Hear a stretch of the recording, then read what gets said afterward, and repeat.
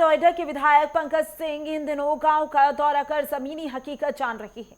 इस कड़ी में आज वो नोएडा प्राधिकरण के अफसरों के साथ बिशनपुरा, हजरतपुर, बाजिदपुर और नवादा गांव पहुंचे, जहां उन्होंने जनसंवाद कार्यक्रम में ग्रामीणों की समस्याएं सुनी और चल रहे विकास कार्यों की जानकारी भी ली। विधायक पंकज सिंह ने लोगों को आश्वस्त किया कि किसी भी ग्रामीण को परेशानी नहीं उठानी पड़ेगी। इसके लिए हम हर संभव प्रयास करेंगे। तो बता दें, बाजिदपुर और नवादा में भी संवाद कार्यक्रम रखा गया, जहां पर तमाम लोग भी पहुंचे, ग्रामीण पहुंचे। पंकज सिंह ने ग्रामीणों की समस्याएं सुनी, विकास कार्यों की जानकारी साझा की। इसी के साथ किसी ग्रामीण को परेशानी नहीं होगी। पंकज सिंह ने सभी ग्रामीणों को आश्वस्त भी किया।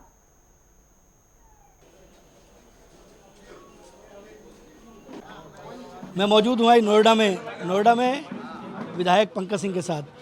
आज पंकज सिंह निकले हैं जन सुनवाई के लिए 3 गांवों में। पहले गांव में पहुंचे हैं बिशनपुरा।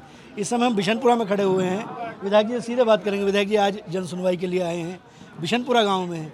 कितनी शिकायतें मिली, क्या क्या शिकायतें हैं, उनके क्या निस्तारण, क्या आश्वासन?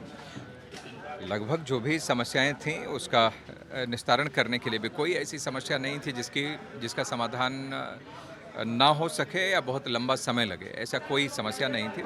सीवर और अन्य चीज़ों की उसमें इनके कनेक्शंस जो बिजली के, पानी के हैं, उसमें हाउस नंबर वगैरह उसमें डल जाए, ये सब कुछ बातें थी। कुछ सड़कों के लिए थी, तो वो सड़कें ऑलरेडी प्राधिकरण ने एस्टिमेट बना के उसको आगे बढ़ाया हुआ है।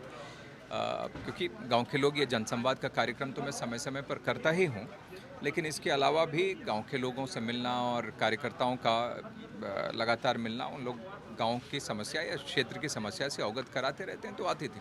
तो कई समस्याएं तो ऑलरेडी प्राधिकरण को बोली हुई हैं और उन लोगों ने उसके समाधान के लिए वो अपने प्रपोजल में रखा भी हुआ है। तो लगभग सभी चीज़ों का समाधान होगा। आज दूसरे पड़ाव पर पहुंचे हैं बाजिदपुर। सेक्टर 63 में बाजिदपुर गाँव है। विधायक जी, 2 करोड़ से ज़्यादा के यहाँ पर काम विकास के हुए हैं, जिस तरीके से आपने बताया। एक वाटर हार्वेस्टिंग को लेकर यहाँ पर तालाब है, क्या? देखिए, गांव में ये जनसंवाद का कई जगह ये बहुत अच्छा लाभ रहता है। सरकार की योजनाओं में कई बातें रहती हैं, अधिकारी और वो सब लोग अपने अपने बातों में इसका महत्व भी समझते हैं कई बातों का, लेकिन कई बार बहुत सारे विकास के कामों में जो बहुत महत्वपूर्ण चीज़ है, जो कि आज के लिए ही नहीं है, भविष्य के लिए भी बहुत कारगर होगा, ऐसे कई सुझाव भी आ जाते हैं। वैसे मैं वाटर रिचार्जिंग, हार्वेस्टिंग, इसके लिए मैं बोलता रहता हूँ, लेकिन ये आज अच्छा सुझाव आया इनका था कि यहाँ पर जो पॉन्ड है, जो तालाब है, गांव की तरफ से, गांव के लोगों की तरफ से आए। तो ये ऐसे, मैंने वही कहा कि ये तो जो हार्वेस्टिंग के लिए जो आपने कहा है, ये सिर्फ यहाँ के ही तालाब के आसपास ही नहीं, बल्कि इस तरीके के काम तो जो भी इनका कहीं पॉन्ड है, तालाब है, कहीं कोई ऐसी जगह है, तो वहाँ पर भी इसको करना है। हम इस समय तीसरे पड़ाव पे मौजूद हैं। जन सुनवाई का तीसरा पड़ाव है नोएडा में, नवादा गांव। विधायक जी, बहुत सारे प्रस्ताव आए, इस गांव पे भी करोड़ों रुपए खर्च हुए, लेकिन एक समस्या मैं भी सुन रहा था कि लोगों ने रैंप बना रखे हैं अपने घर के आगे। अब साफ़ सफाई की बातें जब हो रही थी तो प्राधिकरण ने बताया कि उस जगह, जहाँ पर्टिकुलर जगह पर थी, वहाँ पर कुछ इस प्रकार की समस्या है, तो गांव के लोगों ने भी कहा है कि उसको देखेंगे। लेकिन फ़िलहाल हमारी जिम्मेदारी प्राधिकरण साफ़ सफाई वहाँ करे, इसके लिए हमने निर्देशित किया है।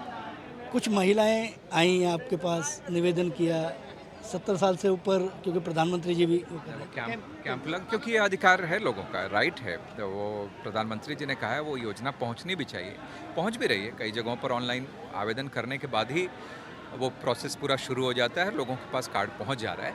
लेकिन जहां नहीं है, गांव में कई जगहों पे ऑनलाइन वो नहीं कर पा रहे हैं, तो उन जगहों तक भी पहुंचना सरकार की और हम सबकी जिम्मेदारी है। ये तो कैमरा पर्सन अमित के साथ राजकुमार चौधरी, नेटवर्क 10।